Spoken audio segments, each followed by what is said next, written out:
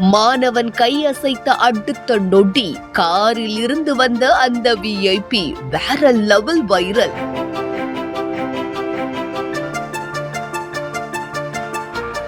School முடிஞ்சு வீட்டுக்கு போகும்போது எதிரே காரில் வந்த அமைச்சரை மாணவர் ஒருவர் கையசைக்க கொஞ்சமும் பால் மாறாம சட்டன டிரைவரை வண்டியை நிப்பாட்ட சொல்லி கீழே இறங்கி தம்பிகளா அப்படின்னு அன்பா நல விசாரிச்சிருக்காரு நம்ம அமைச்சர்.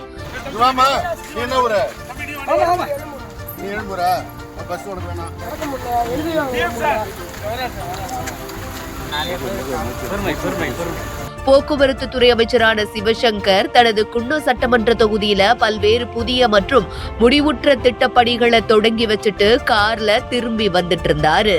அப்போ எழுமூர் அப்படிங்கிற கிராமம் வழியா வந்துட்டு இருந்த போது ஸ்கூல் முடிஞ்சு வீட்டுக்கு மாணவர்கள் நடந்து போயிட்டு இருந்தாங்க.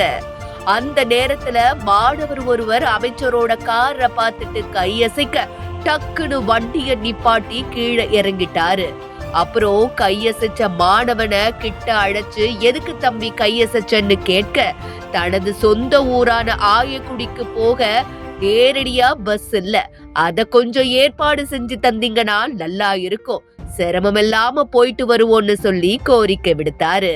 அடுத்த நொடியே கூட வந்த போக்குவரத்து துறை அலுவலர்கிட்ட இந்த மாணவ சொன்ன ஊரை குறிச்சு வச்சு அந்த வழித்தடத்துல பேருந்து இயக்க ஏற்பாடு செய்யுங்கன்னு சொல்லி உத்தரவிட்டாரு.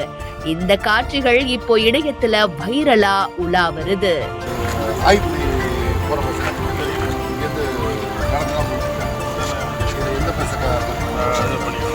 இந்த பஸ்ல ஏதாவது பஸ் இருக்காங்க?